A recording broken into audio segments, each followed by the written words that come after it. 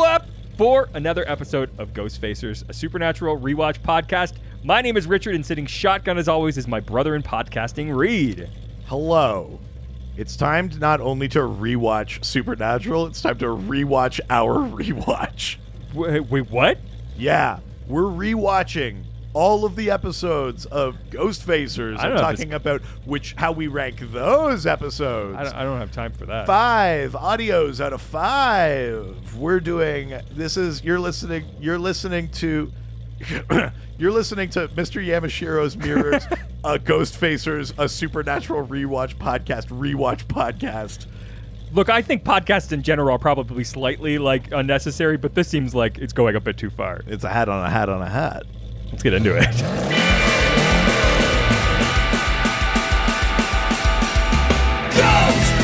Facers! We're facing ghosts, when others were not, we're ghosts! Ghost Facers! Stay in the kitchen when the kitchen gets hot! Ghost Facers!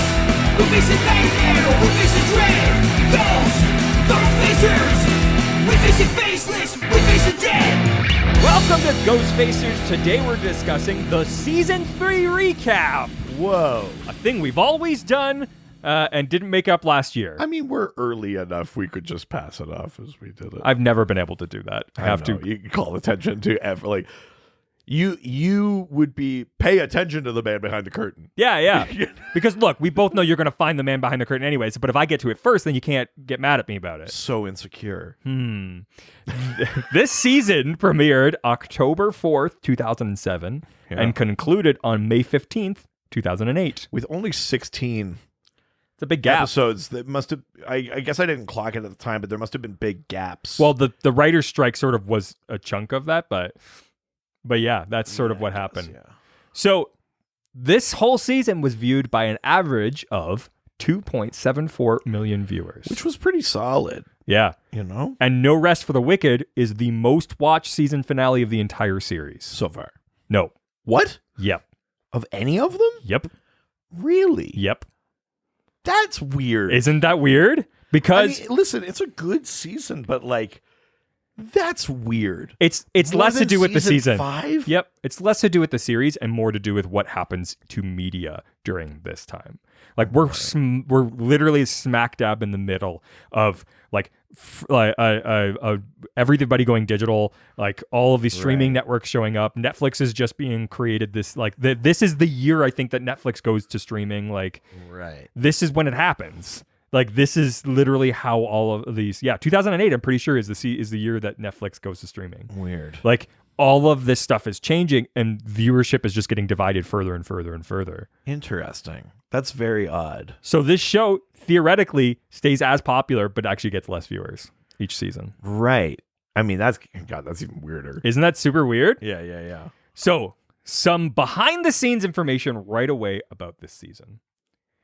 So the CW, as we've talked about a bunch throughout this whole season, the CW ordered 22 episodes for this season, but the interference from the 2007-2008 writer's strike ultimately limited it to a 16-episode season. Right. Some storylines were thus postponed because they had already pre-written what they wanted to do, or at least broke the stories. We talked a bit about this. Yeah. They wanted to start getting into they were within season 3. Yeah. Gonna get Dean out of hell, Yeah. all that kind of shit. Start dealing with the thing that they only just talk about near the end of the season or in the final episode with Sam's powers aren't gone, they're just dormant. Yeah. That kind of shit. Exactly. Right. And at the end of the day, Kripke did feel like this benefited the season by forcing the writers to focus on saving Dean, despite what they would consider low ratings for this season. Right. Isn't that crazy? They went down into the 2s, which, again, it's all relative now. People would kill for something of those That's numbers, what I mean, yeah. So the series received an early renewal for the 4th season, right heading into when they were coming back from the writer's strike for the last 4 episodes. The 3rd season received mixed reviews from critics and fans as well, while the introduction of Ruby and Bella garnered generally negative responses, which we'll talk about in a bit. So year one of the CW was not the rousing success many had hoped.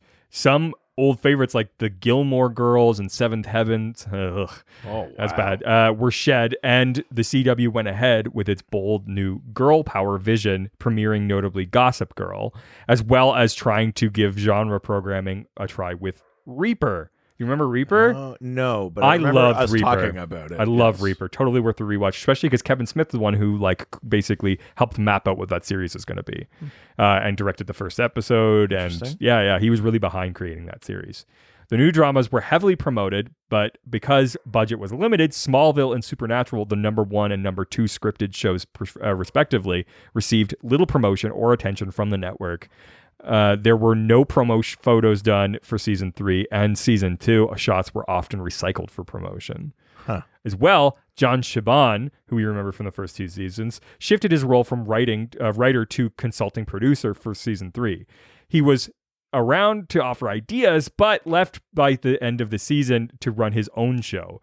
Rael Tucker left at the end of season 2 as well, a name we didn't hear at all this season. That's right, yeah. A new writer was brought aboard, a promising up-and-comer by the name of Jeremy Carver. I mean, pretty cool. Needless to say, his impact on the show has been huge. Yes, huge. Yeah. So that's where we're walking into this season. Crazy, really, truly insane. This season, I mean, it's the turning of the tide, and this is sort of the midway point before what will happen in season 4 fully changes the series forever. Yeah. Love it. So I'd love to begin sort of breaking it down a bit by sort of the casting and then the writing. I think because there's some big casting and writing stuff that happens this season. We got introduced to 2 new series regular this season. Yeah. Apparently they were heavily pressured by the studio and the network to make some changes, starting with a directive to take on 2 new female characters because they wanted to have this new sort of like female focused direction. That they thought that bringing in women would be the thing that did it. Yeah, and they were like, could you make like a female character that's instantly unlikable, and then just at the moment where you're starting to like her, you introduce a throwaway storyline about sexual assault and then still make her the bad guy and kill her? Could you do that? We're a girl power network. As Eric Kripke put it, I think we made a lot of missteps trying to incorporate that note, although we tried very hard to embrace it. I think I probably hit the nail on the head here. Yep. Let's talk about Lauren Cohen. Yeah, and Bella. Katie Cassidy. And Katie Cassidy is Ruby. Let's talk about Katie, because Ruby was created to change the perspective of demons into a more grayish area rather than this black and white one. Their evil were good approach previously in the previous seasons. Yeah. So what was your thoughts on Katie? Do you know what? I don't generally think she's that good of an actor. Yeah. I like her, though. I like her better on Supernatural than I like her on Arrow. I'll say her portrayal of this character is my favorite portrayal of that character. I think I used to think that. Okay. I don't know that I still think that. Okay. Because there's a character later on we get named Meg, who I prefer. But we got a Meg. Yes. We got the first Meg already. Sure. I mean, yeah. Meg 2.0, I love. Yes. I think I might prefer Ruby 2.0. Really? That's a change for me. I wouldn't have said that. I just think she's such a poor actress. I do, but I think I also just prefer the arc with her, and maybe that's where I'm muddling it a little bit. But I do like Katie Cassidy on that show. I think she's got a great dynamic, especially against Dean. Yeah. She plays so well against Dean, you know, like that sort of the tension of Dean being like, she's a demon, we can't fucking trust her. Yeah, like, yeah. Listen, you're an asshole. I'd love to rip you to shreds, but right now, that doesn't really serve my goals. Yeah. Like, she's not fully good. You know, she's a demon with her own agenda and shit like that. But I do love, especially, I mean, season 3 does a lot of this in general, but just that idea of like, were we taught wrong? Yeah. Where it's like, so everything is gray area. We can't go into any situation just knowing what to do. Yeah. Like, I do love that the show keeps coming back to that. They do it with ghosts. They do it with vampires. They do it with like every step along the way. They do werewolves. Every step is like do you know what? Maybe our dad is bad. Like maybe he didn't teach us very well. Yeah. You know? And I do like that. And I think Ruby's a big part of that. You know, if to do that even with demons is like, well, fuck, you know? And it's pretty cool. I like her role. And I do think Katie Cassidy is good. I don't know. The tide is shifting for me though. And I don't know fully why. Well, we're doing this in reverse. We just recorded the first episode of season 4, which will come out next week. Yeah. But you've only had one taste, so but I mean, I've watched it all before. I know, but I think I'm thinking about it though, and I do think a big part of it is that I prefer the story for Ruby, in season 4, Agree. and I think that's a big part of it. I don't know that I'm ready to argue that we'll see at the end of this season. She is a better actor as Ruby than Katie Cassidy, but I think I'd maybe just enjoyed the character more. Sure, but I disagree, but I can understand. That's fair, yeah. So the other character that we were introduced to was Bella, who was meant to be... What a bitch! Oh, no. Oh, man, but has she ever been through some stuff? She's still a fucking bitch! Yeah, but she wants to help. She's helping the boys. I hope you rot in hell! Yeah. You know, she has a tragic backstory. Doesn't fucking matter. Yeah, but she made things more difficult for us. So she deserves to rot in hell. Yeah, so I have literally lured her into an unsafe position so she can be torn to shreds. At least she doesn't have a history of anything like that in her life. Yeah, I know. So Bella was meant to be someone the Winchesters have really never come across before. She steals mystical artifacts for profit and has no interest in the altruistic or obsessed or revenge-minded motives of hunting. Yeah. So I mean, listen, we talked about this to death through the season, but obviously they went in too hard at the beginning with her, and they went out way too hard at the end with her to like justify their means. But that like middle bit, you know, think about the episode. It's that one episode, really. That one episode with her and Dean, like at the party, like a James Bond kind of thing. Great. There's some good, like the episode with is that the same episode as the ghost ship? That is the ghost ship, yeah. Okay. There's another episode in there too. The ghost ship episode is like the big, really they nailed cool it one in there. But there's like other. That's not the same one as Sam having the sexy dream. No, that's the dream walking. Yes, episode. That's a different one. That's also a good episode. I mean, it ends with her stealing the Colt, and you're like, Bella. Yeah, that's fun. But it's still like fun. I love that dynamic of like the. Yeah, I mean, that shit works for me. Yeah. Like, it makes me think of stuff I like in comics, which is like, sometimes the Penguin rats out other villains to Batman. Love it. And I just kind of like that shit, you know? Like, and I think she plays it so well. I mean, the her and Dean thing works because she's so much smarter than Dean is, but obviously Dean has this, like, allure and stuff. She's crazy hot. He's crazy hot. A couple of times they're just like, should we do this? I mean, we're like, both hot. Yeah, like... I mean, just...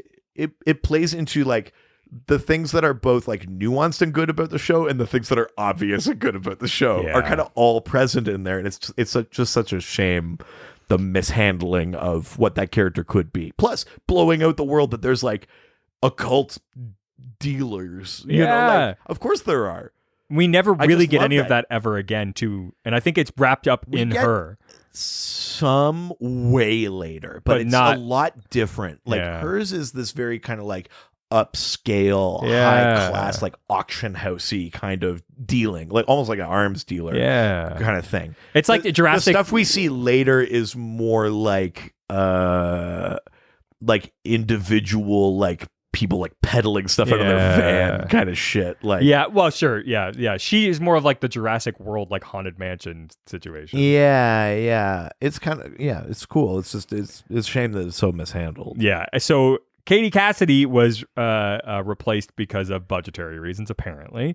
Bella, oh, really? Yeah. Basically, was her star so big that they couldn't I think she afford was her? Getting offers at other places, and so really? her expectations were a little bit higher. Yeah. Oh. So that's why that sort of happened. Bella was removed literally just because of fan reaction, which sucks. Yeah, and also, I mean, I gotta say, the fan impact on the show often is a good thing because they incorporate these kind of fun things that totally sure. Make sense. Yeah. Misstep on. I'm not gonna say we because I wasn't a fan at the time. You fucked up. Fair. In response to fans' concerns about the characters, series creator Eric Kripke stated, Ruby and Bella are there for important plot elements, but it's not the Ruby and Bella show, nor is it about the four of them cruising around in the Impala together. It's about the guys, which I think is sort of the problem. He is right, but that idea of like, don't worry. That's the problem. The women are just set dressing. And that's like, the thing that they fix with female characters moving forward. They do, because we get some great female characters later in this show. When the show does sort of like supporting characters the best is they introduce a character and you go, oh, they are running their own show right now, and we're just seeing into it. And we just see, where they intersect. Yes, that's when they do the best. It's true, where it feels like they're crossover episodes. Yes. Yeah. And they did, and I think that they were always so hesitant of really giving these characters enough. Because frankly, Bella could have held a show down. Yes. The idea of like, you're kind of like... It's Relic Hunter. It's Relic Hunter. Oh, son of a bitch, it's Relic Hunter. Ugh. So, another character...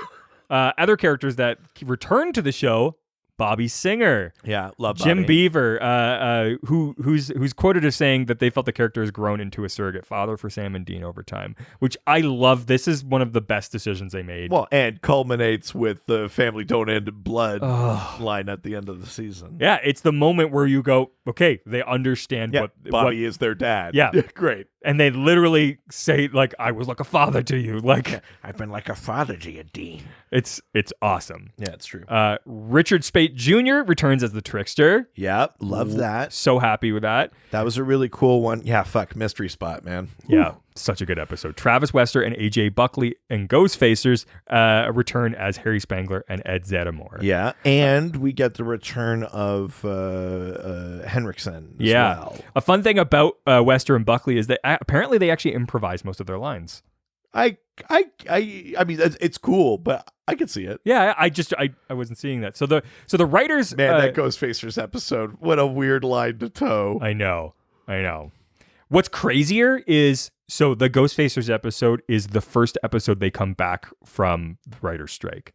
That's the very first episode. Interesting. And it's the one that is basically like shitting all over the reality shows. That is part of the reason why the reality strike, well, the writer's strike they happens. talk about it in the thing where it's like, you lazy writers. Yeah, like, something like that. Yeah, there's like some shit like that. So it's crazy that that's the first episode back. I mean, that's even funnier, actually. Love it. The writers also considered bringing back Charles Malik Whitfield for a recurring role with his character FBI agent Victor Hendrickson, who continues his hunt throughout the season. Whitfield stated that his willingness to relocate to even Vancouver, but the writers ultimately went in a different direction. Because of the threat of being captured by Hendrickson looms over the Winchesters all season long, the writers wanted to bring up the plotline to a close in Justin Belleau. Kripke suggested that Gamble develop and deepen his character, giving him a send-off and then kill him, or at least mostly kill him. With the character's last scene being confronted by the demon Lilith, Gamble noted that Hendrickson's fate was left ambiguous and that she herself wasn't certain. So when this quote even happened, right, because he sees Lilith, there's the blinding light, and then they talk about they left it a bit ambiguous, but the show doesn't usually do, and it's because I think they really just loved him. They never end up bringing him back, but I mean, especially in that episode, like his entire worldview shifts. He has that moment of like the moment that Sam and Dean have been having all through that season, which is like, did I dedicate my life to something not good? I love that they do it, and there's a character that they bring on in the next season, I think, that solves that problem for them. But I get, they're like, this is too like delicious of an idea to have like a police officer that's suddenly brought in and like understands the way that all works. I get why they were like, oh, I just don't want to let go of this idea, and so they left it ambiguous. Yeah. I think they solved the problem in a bunch of different ways. He's so good too. But I mean, it's one of those things where that like the show is, it's. You want a character like that to stick around. You want more of that. But the show is also pretty smart in just being like, just because you want it doesn't mean that idea can go on forever. Yeah. And it's better to serve the story of Sam and Dean. Yeah.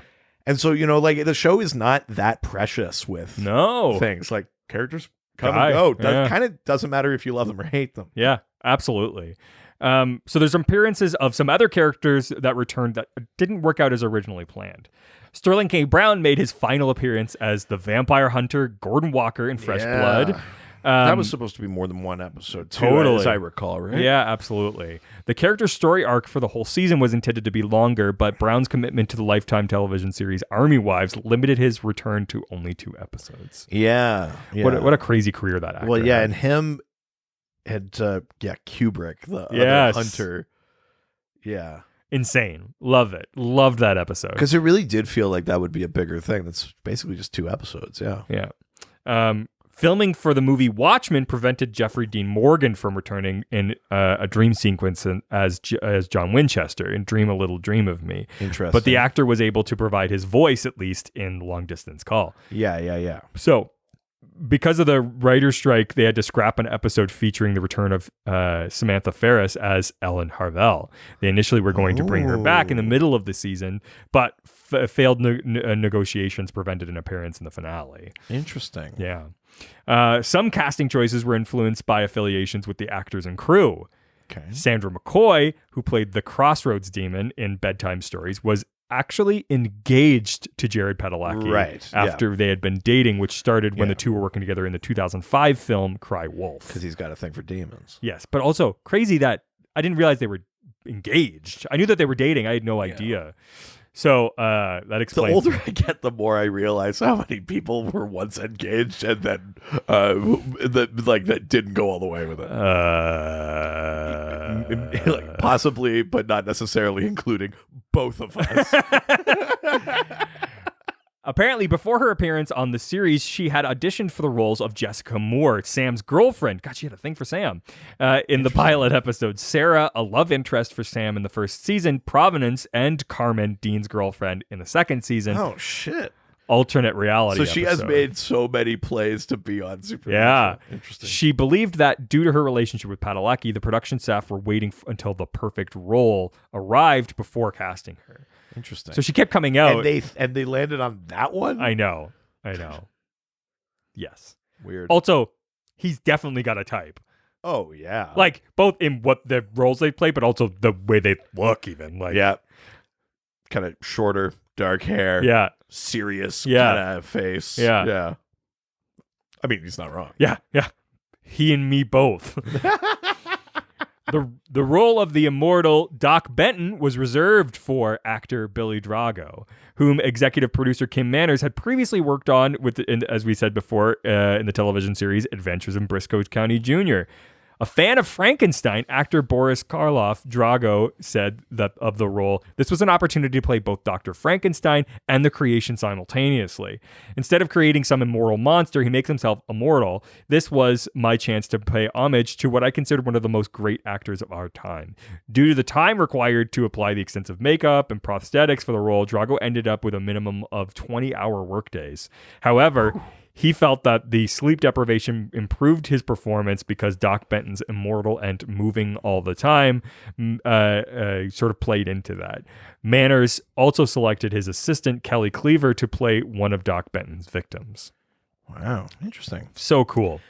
So that's really the characters, major characters of this season. Interesting. Yeah. Pretty cool. So I'd love to talk now about the writing of this season. Sure. Obviously, with the fucking writer's strike and all this stuff, there's a lot sort of to talk about. Totally, yeah. All those original plans that got scrapped or changed or altered. And we've talked about a lot of it, but the intent behind the season was a mix of simple, pure emotion. That's the end of the day, what the sort of vibe they were going for was like strong emotions, simple though. First season mythology was the intensity of the second season's self-enclosed episodes. Kripke noted that Dean's demonic deal of the previous season provided the writers with a lot of effective emotional context to play with. The writing for Sam focused on the character growing up in order to support Dean, making the character more independent as he begins to realize that Dean's not going to be around forever. Right. Kripke described the season's storylines, including the self-enclosed episodes, as very cross-cultural. He commented, "We borrow from every world religion, every culture, the cosmology of the show that is that if a legend exists about something somewhere out in the world, it's true.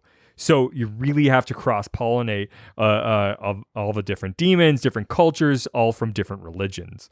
with demon Azazel, the main antagonist of the first 2 seasons, dying in the second season. Demons as a whole became the primary villains of this 3rd season. Yeah. Now we knew that they wanted to do something bigger with that. They wanted that, like, the war. Exactly. This did excite the writers because the mythology became just about all of the different demons and all of the different things demons can do. The revelation that demons are actually the corrupted souls of humans was instituted for 2 reasons. It's not only opened up the mythology and in an interesting and complicated way by implying that demons are not just black and white, but that they are dark. That dark evil can exist in the human heart under the right conditions. Yeah. But it also served a character development for Dean by showing him what he will one day become. Yeah. It actually somehow raises the stakes of going to hell. Yeah. Where it's not just like, I could take it or whatever. Yeah, it's like, for a bit, and then you'll be one of us. Exactly. And then maybe we'll unleash you back on the world and Yeah. your brother. Like the idea of there's something worse beyond something bad happening to Dean. Exactly. Yeah. A reflection of terrorist cells, the demonic war against humanity, is mainly depicted in the 3rd season through small groups of demons working independently. Now, we know that the intent was to do something much bigger, but obviously that didn't end up happening. Budgets and whatnot. Yeah. On this aspect, Kripke commented that they were not necessarily organized, and there was a danger in that they could be everywhere. Each one has a different motive. They're not all working towards the same goal. So you have to be careful. Yeah, because I mean, anybody could be a demon because they're not like going after the same thing. Right? Yeah. The studio voiced its belief that the series was suffocated because it had just the 2 guys and these creepy little rooms, and suggested the writers open up the scope of the story and make things more epic. It's just so sounds funny. like a studio note. Yep. Following, even if that's a little bit right, the phrasing of it. Oh, I know. Yeah, those are quoted lines too.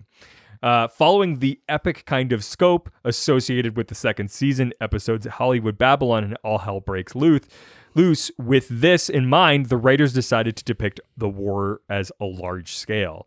Though Kripke warned that doing so would cost so much more money, the studio gave its blessing to exceed the allotted budget. However, the season premiere came in way over budget, prompting the studio to change its mind. Oh, interesting. Kripke noted that this had ramifications for the entire season and commented, all season we've promised this demon war, but due to the fact that we don't have $20 million an episode, we really have to pick and choose when we're going to show the battles of the war. Interesting. Isn't that fucking so interesting? Yeah. Go for it. Spend the money. We think this is great. Oh, not that much money. Yeah. We didn't think you'd actually do it. Yeah, it's like... As time passed, Kripke felt that the terrorist cell format was not working out as planned, partly because he prefers writing based on old legends rather than current topics. Right, yeah, sure. In his opinion, the season did not hit its stride until the 7th season because the 7th episode, because that the first 6 were bogged down by budget problems and the ambiguous mythology, which I don't disagree. I can absolutely understand how they were like, it felt like they were trying to wedge in this other stuff that really didn't fit. To stabilize the demon storyline, the writers introduced a new villain, with Kripke finding it refreshing to get back on firm ground where you know that there's a bad guy and you knew there was a plan. They were uncertain for a while who the new demon leader would be, and gave the character the working title of Zarqawi. Yeah. Okay. That was the sort of name that they were using behind the scenes. All right. During the planning stages. Gamble insisted that the demon be female and suggested that she be the mythological Lilith. The debate then shifted to whether Lilith should be a woman or a little girl, with the writers eventually setting on the latter because they found it creepier. I mean, they're right. Yeah, totally. Great choice. Good choice. Especially like in contrast to Azazel. Yeah. Yeah. Yeah, and as we talked to before in our previous episode, only 12 episodes were made before production was sidelined by the actual writer's strike, and they came back for the last 4. Right. Regarding the final 4 episodes, Kripke noted we were just getting to the point on our storyline when we were starting to ramp up to the mythology and really ramp up both the pace and the size of the story events that happened. both in terms of mythology and in terms of the lives of the characters. We started rolling with that, and you'll see increased momentum and increased intensity in these 4 episodes. Yeah, totally. Totally true. Because the possibility existed that production would not resume until the 4th season, the writers reordered the final 2 episodes, Justin Bello, which reintroduced the Demon War under Lilith's command and had an epic sweep to it. Became the final episode instead of Mystery Spot to establish a jerry-rigged season climax. Right. Right, because the idea in Mystery Spot is that Dean would maybe stay dead. Yeah. Right, Yeah.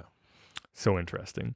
Yeah. So when the writer's strike ceased, only 4 more episodes were produced. This forced the postponement of many planned expansions of the series mythology, such as Mary Winchester's connection to Azazel and the escalating Demon War. Right.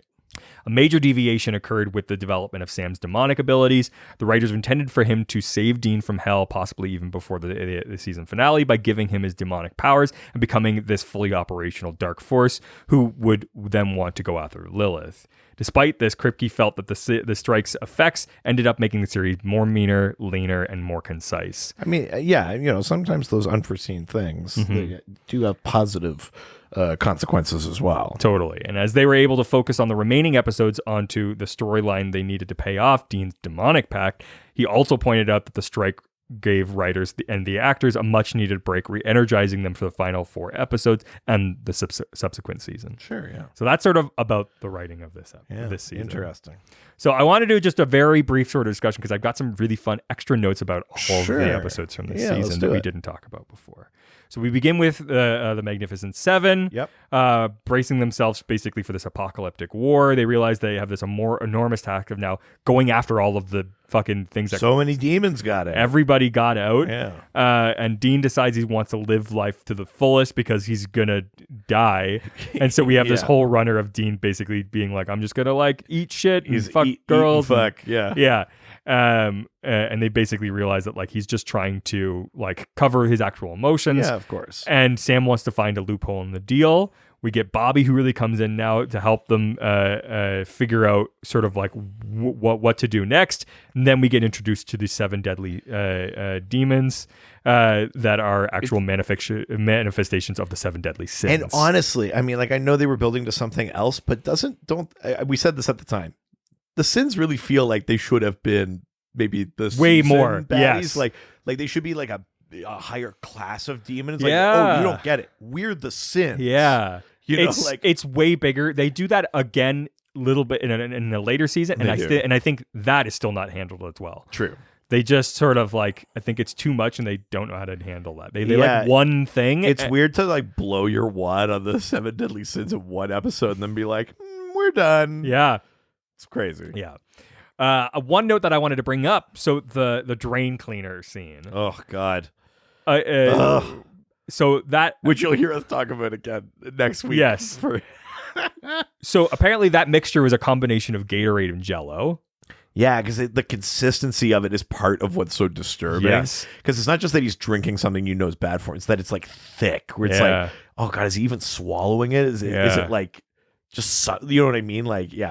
Apparently, it made the entire crew gag and throw up. Because it's gross. Yeah. I'm impressed with that actor. Yeah. To be able to do that, yeah. Because that's gross as shit. Because sometimes, even if I just see gross shit, I can't keep eating. Because it's just not set Jell-O. Because it's still ugh. Yeah, it's awful. So gross. So probably had disgusting shits the next day. Yep. Yeah. So the next episode, the kids are all right. Yeah. Dean and Sam visit this town to see an old flame named Lisa, who they had a relationship nine years ago, and suddenly Dean meets his son, or her son, who was 8 years old, and he starts trying to do the math in his head and has a striking resemblance to him. The kid keeps saying stuff like sweet and there's so many hot chicks at the party. It's not how kids work, it's so fun. I love the idea that he got Dean's douchebaggery genetically is so the funniest implication of that episode.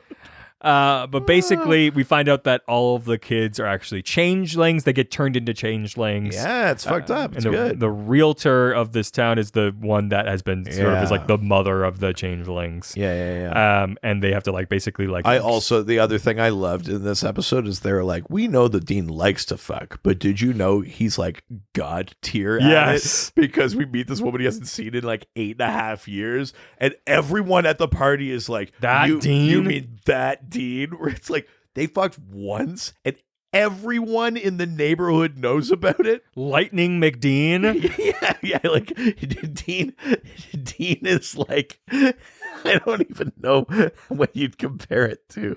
Dean Jizzchester. Jizz Honor Chester. Well, yeah, that was the idea. Oh, I see. Yeah. So, according to Sarah Gamble, the birth of Kripke's child caused the writing staff to start thinking about how creepy babies are. This led to That's funny. This led to the decision to base the entire episode around changeling infant creatures who are exchanged with human babies. Yeah. The writers chose to deviate from folklore, though, making the changelings older in this episode to avoid having Sam and Dean blowtorching babies. Fair. Fair. Can't disagree with that. Yeah. Good call, writers. Yeah, you don't need Dean like, see you in hell, baby. So that's a really fair point. The next episode is Bad Day at Blackrock. Yeah, this is a fun one. This is where we one meet of the Bella. rare and one of we meet Bella, but also one of the rare in the series fun Sam episodes. 100%. I mean, literally, Jensen has said this is his favorite Sam episode. Sam with bad luck is me. This is maybe it might be the best Sam ever is. Yeah. On the show. Yeah, it's sorry. Awesome. They basically get a lucky rabbit's foot that sort of, if you lose it, you get really bad luck. And so they have to basically get it back from Bella, who steals it, so that Sam doesn't die. That's the sort of general premise for this. This is also writer Ben Edlund's first episode. Interesting. Whose desire to write a screwball comedy that did not feature any monsters. Kripke was enamored with the idea, and it evolved into the Rabbit's Foot episode. The concept of the cursed box, a container for the Rabbit's Foot that magically cuts off the cursed items from the rest of the continuum, was based on Pandora's box. Right. And that's sort of the thing. I love that episode. So funny. The filming of that, like the production of it, is so love good. the fight with like the two junkies or whatever, and like all the accidental stuff, and brutal death, and keeping track of who has it and who lost the luck, and like the shifting dynamic of that fight. Like it's a lot of fun. Yeah, but also brutal death. Oh, the guy who puts a fork upside in the drying thing? That's why you always leave a note. That's bad luck. Squam. So the next episode is Sin City. Yeah. Ruby shows up and visits Bobby to offer some advice about the Colts, as well as there's an investigation of violent deaths in this sleepy town, turned into like a haven for gamblers and drinkers. They figured out that demons have basically infiltrated this town and are using their powers of persuasion to make the town people succumb to their basic instincts. But the best part about it is that they barely do anything. Like, again, playing on that idea, the thing that we'll build on when we actually learn that demons are ex-humans is just it's all in there.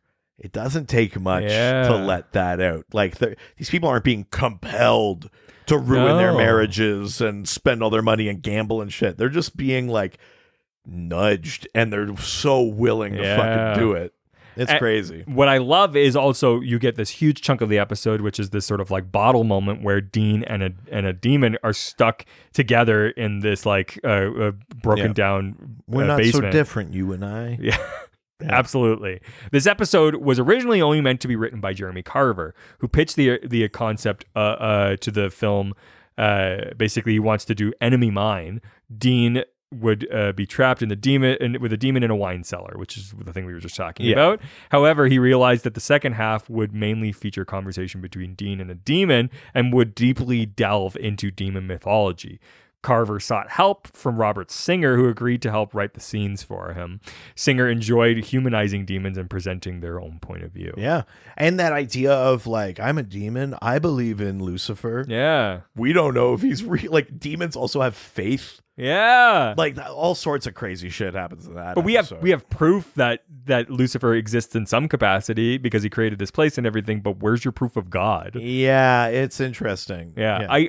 Plus, Richie. Oh, gonna get fucking killed because I'm too horny. I poked a bunch of holes in a condom. Yeah. Richie. Wait, he wants to get somebody pregnant? Oh, Richie's always wanted a family. This is a new run for Richie. Is that deep down he's just a family man? I've just always seen myself as a dad. Yeah, I just figured this is the thing that will get me laid. So it's why I act like this, but I'm actually just a genuinely nice guy. Yeah, that's why I'm poking holes in a condom. Yeah. Because I'm so fucking nice. Yeah, it's just the role I have to play to get a family. I want a white picket fence. This is the darkest turn that Richie could have taken. Absolutely. Yeah. The next episode is Bedtime Stories. Yeah, this was an interesting one. Sam summons the Crossroads Demon to bargain for Dean's life. Meanwhile, they also investigate a small town that has been plagued by a number of strange murders that resemble fairy tales, such as the fucked up thing of like the stepmom poisoned the kid, and then the kid was like, "I'm Snow White now." The grandma thing, the fucking little old lady. Oh yeah, the Hansel and Gretel. Yep. Yeah, truly like terrifying little moment. But yeah, the 3 construction worker pigs. Yep. It's like, hey, me, I order the wood, but you know me, I'm a brick guy myself. And fucking Sam kills his, Jared kills his fiance. Yeah, right between the eyes. Yeah, that's true. Crazy. Yeah. Some weird fucking power dynamic in that house. Crazy that they caught it on film and incorporated it into the episode. Yeah, he's still at large. I mean, it's kind of crazy. Next is Red Sky at Morning. Ghost ship episode. We already talked a lot about this. Love this episode. Love the sort of James Bond thing.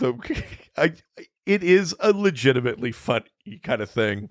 The horny old lady. Although it does veer into very kind of territory. Yeah, it's an interesting episode. It's Bella's best episode. Yeah. The idea of the ghost ship is neat too, and like it ends with like 2 ghosts fighting. Yes. It's kind of dope. Yeah. Yeah. You want to hear something bonkers? Yes. Eric Kripke lists Red Sky at Morning as one of his worst episodes of Supernatural. It's not, though. However, budget played a role in some of that. The original script called for a scene like The Shining, where the woman in the teaser goes upstairs to the bathroom and the entire floor is filled with water. Sure. Then she dies. They then rewrote the shower filling up with water and then drowning the woman, and the guy in the car drowning when the car fills with water. Those were nixed too. We were really excited about those set pieces, but we couldn't afford them. So it became a big wet spook touching them on the shoulder, and then everyone spits water and they're dead. I feel though like when Kripke is like, "Oh, I hate this episode." I know it's because of production. But it's because he's thinking of what could have been. He's 100%. not just like looking at the episode and being like, "Was this good or That's not?" always the case with Kripke. It's never about the writing. And I get it. I mean, like, how could you possibly divorce yourself from that if that's what you were thinking of? But like, yeah, I mean, a lot of the episodes he hates, with very few exceptions of when it actually lines up. Yeah, they were bad episodes. Bugs. It's just he's just pining for what he didn't get to do, as opposed to being like when you look at what they did do, they pulled it off pretty well. Like, hey, dance with the date that brung you. Yeah, Ghost Ships. I mean, it wasn't a crazy good score, but we gave it 3.75s. It's like a good episode. Yeah, like, there are bad episodes of Supernatural, and this isn't one of them. No. So the following episode is Fresh Blood. Oh man, Buffy the Vampire Slayer's Mercedes McNabb and Army Wives Sterling K. Brown. I love that this is referring to him as Army Wives Sterling K. Brown. Sterling K. Brown has such an insane career that you can almost pick any role and call it so and so's Sterling K. Brown. You'd be like, that's what you picked. It's so funny. He's just in fucking even be like Black Panther's Sterling K. Brown is like. I mean, he's technically in that. Yeah, like, modern family. But you go like, yeah, that's or what like, you picked? You're like, yeah. Brooklyn Nine-Nine, Sterling K. Brown. Yes. Like, that's one episode. So funny. Yeah. He makes it's true. such a fucking like impact on He's everything. huge, he's in, though. yeah. But so Sam and Dean capture a female vampire named Lucy who claims to know no knowledge of how she became a vampire. Yeah. The guys discover Dixon, a male vampire, is giving out human blood to unsuspecting females in bars, offering it up as the latest drug, and turning them all into vampires. Yeah, because his like nest got destroyed or whatever. He's trying to make more vampires. Exactly. Yeah, that's fucked up. And Meanwhile, then, Gordon escapes from jail. but yeah, we talked about this in the episode. Yeah. But the crazy thing where it's like, oh fuck, Gordon's after the guys, and then it's like the guys get away, and then the vamp gets Gordon. You're like, okay, now what? And then Gordon becomes a vampire, and then you're like, now what? Fucking insane. And it ends with Sam cutting his head off with fucking razor wire. Eric Kripke calls crazy shit. Eric Kripke calls Gordon's death, his head popped off with the razor by Sam, one of the coolest deaths they've ever had. I agree. He acknowledges and that fight's nuts. Oh yeah, he acknowledges that one could question how Sam could pop off Gordon's head and not his own hands with the razor wire, but he didn't care because it was cool. It's the right way to think about it. Yep. Yeah. Absolutely. Just do stuff because it's cool. Exactly.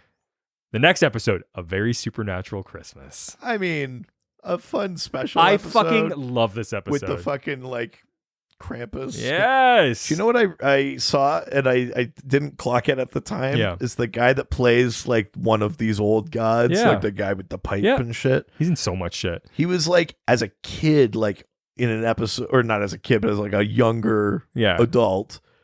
He's in an episode of Next Gen. Really? He's on Star Trek. Weird. He's I'm gonna look it up while you're doing this. So they hunt the anti-Santa. It's Christmas time, and Sam and Dean investigate a series of murders and victims that were pulled through a fucking chimney.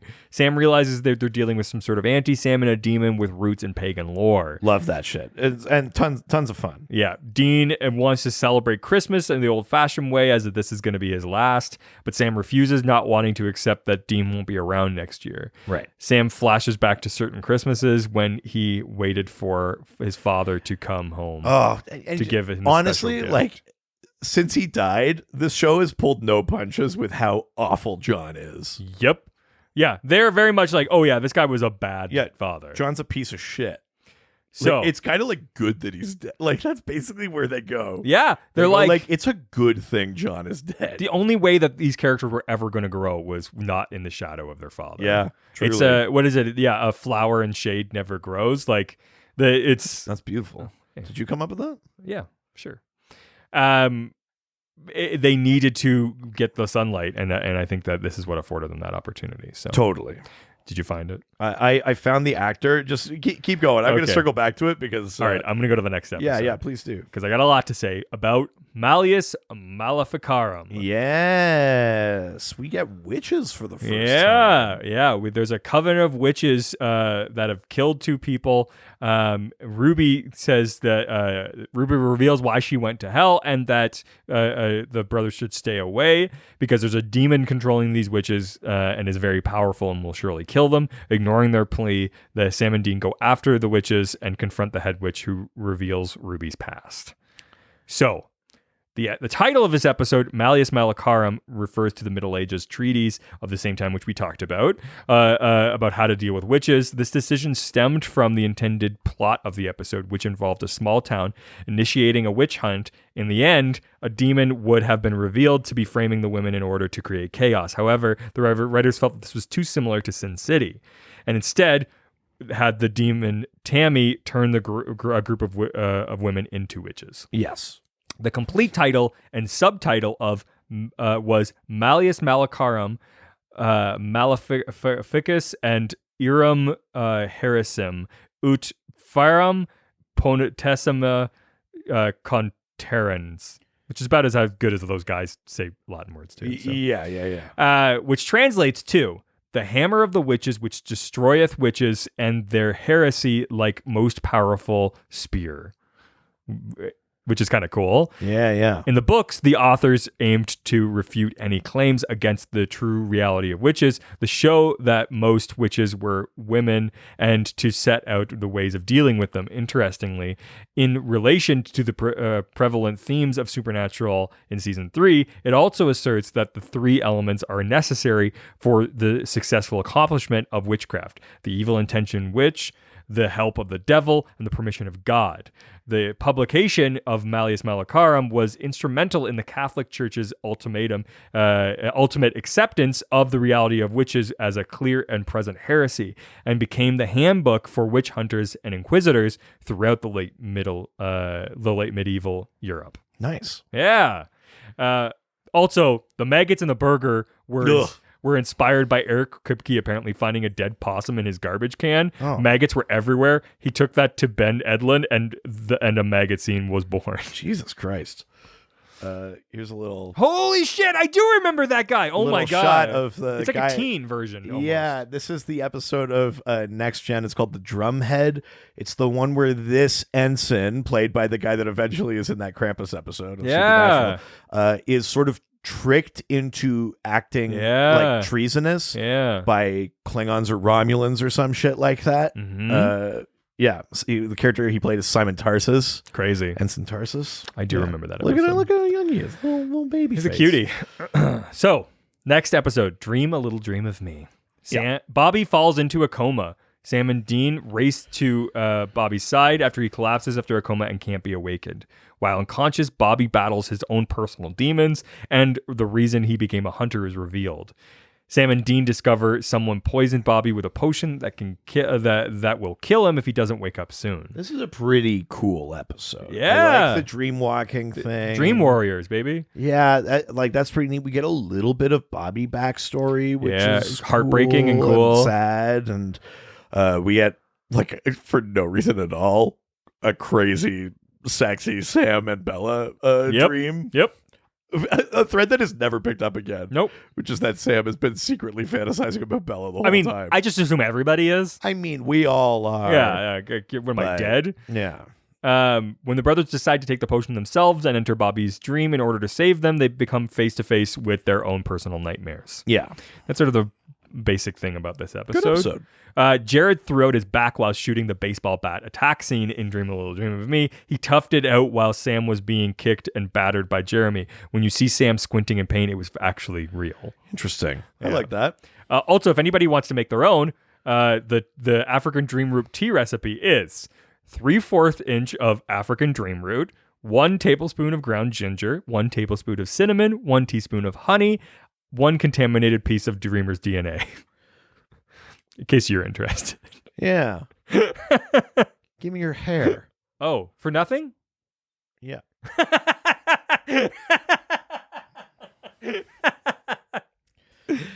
The next episode is Mystery Spies. Holy shit. They say it exists. I don't know. I've never found it. Yeah. I'm pretty sure we made We this 100% joke. We made also made the joke that we knew that the male mystery spot exists. Sam watches Dean die a lot. Yeah, it's such like a fucked up Groundhog Day thing. Yeah. It's both so funny and so devastating. Yeah. Like, the way that Dean dies is always fucking funny. Yeah.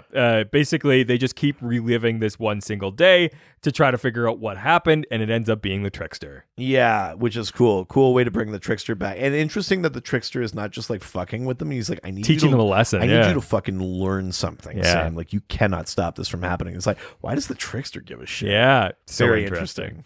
For Mystery Spot, the story development fell into place during the writing process. It started off as a Groundhog Day concept, the same day repeating for a character, which was then expanded into repeatedly killing Dean. The decision to make it another Trickster episode brought it all together. Originally, Sam's desperate hug with Dean after he wakes up on Wednesday again in Mystery Spot wasn't in the script. Right. Jared and Jensen added it, and it worked. Yeah, it's good. Yeah. The use of Asia's The Heat of the Moment has been linked by fans, no confirmation from Carver, to the South Park episode Kenny Dies. A very similar idea. Cartman sings. Oh, yeah, that's interesting too. Cartman sings that song in the episode. Oh, yeah. never meant to be so bad to you. Bam, bam. Yeah, that's true. I forgot that was a thing. Yeah. The placemats in the diner in Mystery Spot had an image of a groundhog. It course. was a children's coloring contest to win a bicycle. Everyone in the art department colored their own groundhog and had them as a collage on the wall. Who won the bike? I don't know. Thought you were going to do some research for this. Carver said no comment. What about being on the show? Carver in or still no comment? No comment. Justin Bello! Holy shit. Yeah. I can't fucking believe it. Agent Hendrickson catches Sam and Dean. He's so fucking good. He's so fucking good in So general. He's great in this episode. Yeah. They fucking... We talk about this so much, but it's just a cool ass assault on Precinct 13. Yeah. The boys have to convince people, A, that demons are real, and B, to help them fight a siege of demons. Fucking love it. Incredible episode. Crazy shit. This episode was... It really blows like Henriksen's like worldview out of the water, too. Incredible. This episode was actually nominated for an Emmy in sound editing. Interesting. Sound editor Michael E. Loshy and the team won, but not for Supernatural. They were nominated twice. Their win ended up being for Smallville episode Bizarro. Interesting. Yeah. Cool. Yeah. All right. Yeah, I thought like that was that. cool. And this episode marks the end of the writer's strike. Right. After this one is the end, and they go into writing the rest of the episodes, and those come out later on in the year. Right. Gotcha. Hence why the gap happened. Post-production was a real nightmare for the 4 episodes produced after the strike. The timelines between prep, shooting, and airing were much shorter than usual. Eric Kripke shared a few stories about the round-the-clock editing they were doing for these episodes done in time. So Crazy. yeah, Is this some of those situations where it's like 9 a.m. on the day, hand the thing off, probably? Yeah, I think so. Yeah, that was definitely like a crazy time frame because they basically finished it and then they had to write and then make those episodes within a few months. Yeah, like that's nuts. They had no time at all. Which leads us into the first episode coming back after the writer's strike, Ghost Facers. Ugh.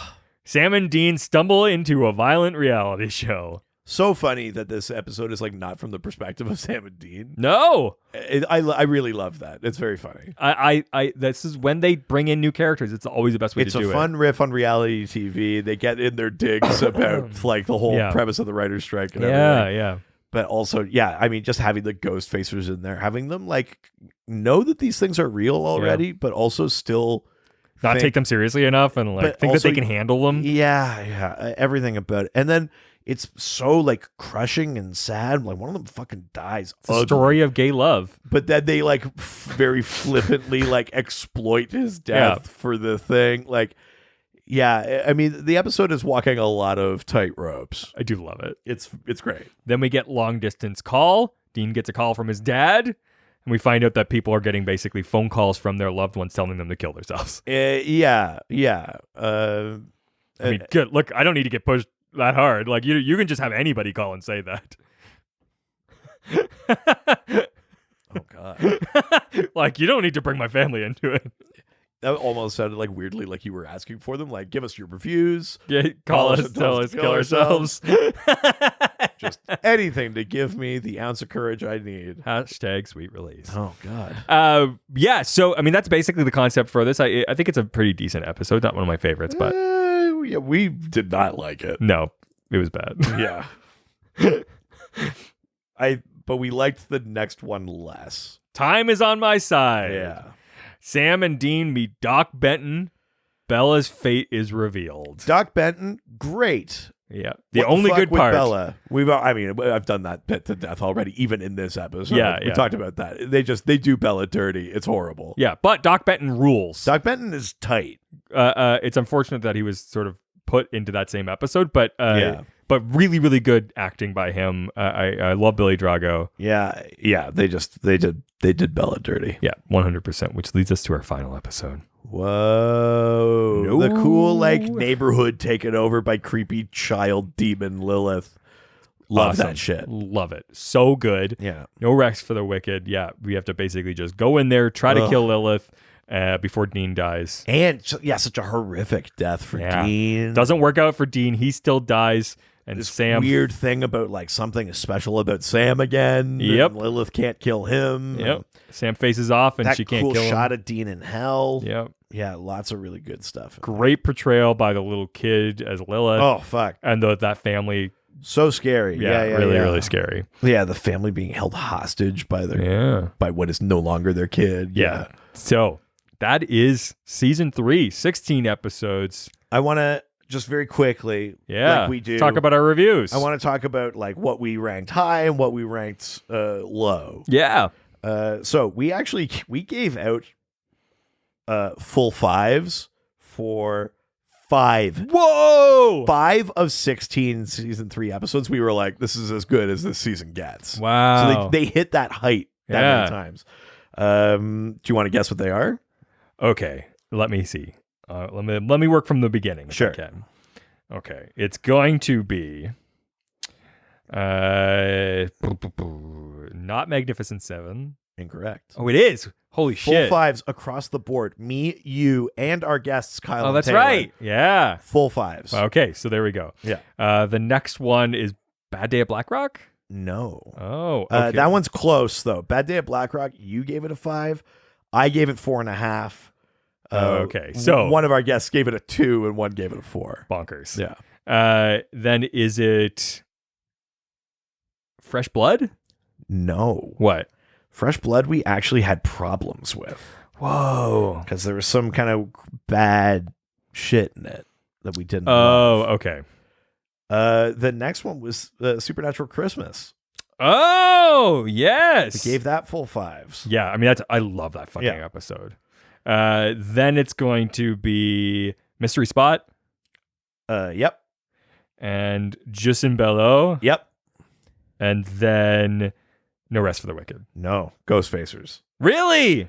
So, yeah. So, Magnificent 7. Yeah, that makes sense. Supernatural Christmas. And then 3 episodes in a row. Mystery Spot, Gisabello, and Ghostfacers. Mm-hmm. We gave perfect 5. So the real question there is... were other episodes that came close. Yeah. You know, episodes in the 4s. You know, Malleus Maleficarum is in the 4s. Like I said, Bad Day at Blackrock did pretty well for us. But a lot... Honestly, not a ton of 4s. We either thought it was the best thing ever, or we were like, it's kind of like middling to bad. So the worst episodes, the worst 3. There were 2 episodes where one of us gave it a 3 and one of us gave it a 2.75. Oh, okay. Let me see if I can figure it out. Hold Sure. on. Okay. This is not the worst score. This is the second worst score. Okay, just for reference. So Yeah. there is an episode worse than these ones you're trying to guess. Okay. Is the second worst one Time Is on My Side? No, that was our worst one. Oh, okay. You gave that a 3 and I gave it a 2. Oh, okay. What's the worst So episode? there's 2 that you gave 2.75 and I gave 3, and that is Long Distance Call. Yeah, I was going between the two of them. Yeah. And Sin City. Yeah, interesting. Because I mean, the more we picked it apart, the more we didn't. I think that was one of those ones where, like, conceptually we found it interesting, but it didn't held no scrutiny at all. Yeah, fair. But generally, I mean, not many episodes in the 4s range, a few in the 3s, but really it was like we loved it, or it was like, get this shit out of here. Yes. Which is kind of wild. Yeah. Yeah, a lot of maybe that's just what you get with a short season is you get very high highs and you get very low lows, because by comparison you're like, these other things are killing it. And I just watched it last week. Yeah. So the real question is, what was your favorite episode this season? I think it's got to be Justin Bello. Yeah. That one really stuck with me. I remember watching it the first time. I remember texting you being like, holy shit, holy shit, holy shit, Yeah. holy shit. You know, like the other episodes that we thought were great are legitimately great. Mystery Spot is great. I know that's a real fan favorite for people, but it's got to be Justin Bello. A lot happens. I love the stakes of it. I love the setup. I think all of the actors in it are great. It's an episode that I like finished watching and I'm like, oh man, holy shit. I think mine is going to be Mystery Spot. Mystery Spot, eh? Yeah. Interesting. Wow. Making a claim here. Wow, there you go. That was season 3, baby. Holy shit. Well, before we leave, Well, we got a letter from a fellow hunter. Okay. From Gabby Bridges. All right. This is the first letter that we got for this episode. Yeah. Okay. I don't know what you mean. I don't know how you could be referring to anything else. You only edit when you get embarrassed. That's the trick. Yeah, unless I look like a fucking idiot, which never happens. Right. The subject, hi! They go on to say, Jesus. 3 exclamation marks. Hey, I just started listening to your podcast and I love it. I'm only on episode 7 right now, but I already love listening to it. I listen on my way to school in the mornings, and it's just fun to listen to you guys talk about the show and bring up things I never thought about. Oh, that's awesome. Like Mr. Yamashiro's mirror store. Oh, what a classic. I just wanted to thank you for brightening not only my day, but the days of others. Keep it up. Oh, that's so nice of you. Thanks, you. Gabby. That's Man, Mr. Yamashiro's mirrors. What a great...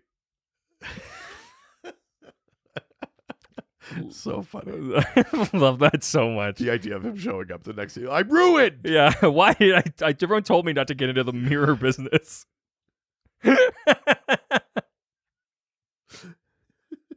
Get into ceramics like your father said. Yeah. Here's my shop. I sell both precious glass and swinging pendulous lead pipes. I can never see how either of those things will become a problem. One are lined up on one side of the store. They clearly say no swinging indoors. These vintage mirrors are fragile at best. So funny. All right. That is it for this week. If you also want to send us an incredible email like that, we love getting those. Or you just want to talk to us online, you can send us an email. Yeah, ghostfacerspodcast@gmail.com. Love getting those questions or just very sweet emails like those. You can also chat with us on all of our social media platforms. That's right. We're Ghostfacers Pod on Facebook, Twitter, and Instagram. And don't forget to smash that subscribe button. Oh, my God. Yeah, smash it like it's Bella. Yeah, I'm like whoa, Jesus. Sorry. Oh, my God. Wow, I was not expecting that. I'm so sorry. That's such a fucking douchey thing to say. God, what are we, every other... Smash it like you poked a bunch of holes. Yeah, there we go. Like, what are we, fucking every other male-led supernatural podcast? I know we like to have a lot of fun here, and we're all exploring our sexuality by talking about Sam and Dean and shit like that. But at the end of the day, Bella's so fucking hot. How am I supposed to pretend like she's not? Yeah. I mean, God. Season 4, episode 1, Dean takes off his shirt. I immediately forget about Bella. But make sure you subscribe every single week so you can get our episode every single week. Woo! You want to get that in there so it helps us and helps you not have to worry about, did we get a new episode or not? Yeah, you don't want to worry about that. Yeah, no. Life's full of too many issues. Oh, I didn't pay my bills and I didn't download the episode. And this guy Richie, I think, poked holes in the comment I had sex with him last night. Make sure also, while you're on those platforms, to give us... You did this. Yep. Please give us 5-star reviews on all those podcast platforms. Yeah. They really, really help us out, and we'll read them on the show. Yes. If it's not on like the Apple iTunes one or whatever, just take a photo and send it to us in an email, and we'll read both. Yeah. Whoa. Also, if you want to continue the support, we have got merch. GhostfacersPodcastStore.com. That's right. And to continue that train, baby, we're selling big, oversized bowling shirts. We call it the Richie Special. Oh, no. The shirts don't have holes in them. Our separate condoms except for your body, head, and arms. Oh, yeah. I guess those count as holes. They have the requisite holes. Does it count as a shirt if they don't have those, though? Interesting. I think it's just called fabric. It's just a sealed pillowcase. It's a sack at that point. But it's not because it doesn't even have a hole. Oh yeah, because it doesn't also have a bottom. It's just like a fabric pita. That's the weirdest way to describe that.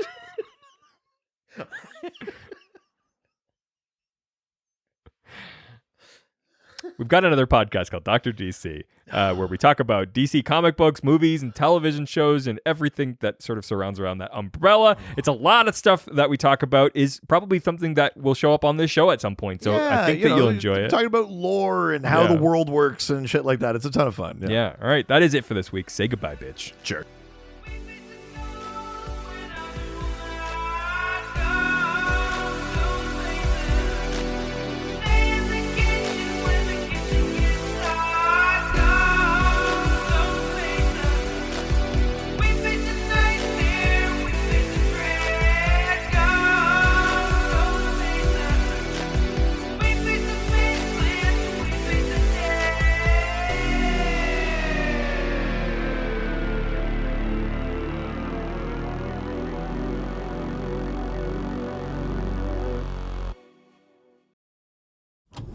This was a Brain Freeze podcast.